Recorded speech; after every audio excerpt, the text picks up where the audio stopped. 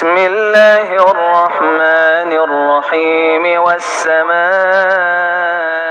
والطارق وما أدراك ما الطارق النجم الثاقب إن كل نفس لما عليها حافظ فلينظر الإنسان مما خلق من ماء دافق يخرج من بين الصلب والترائب إنه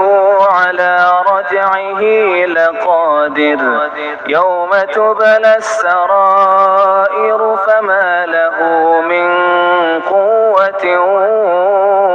ولا ناصر والسماء ذات الرجع والأرض ذات الصدع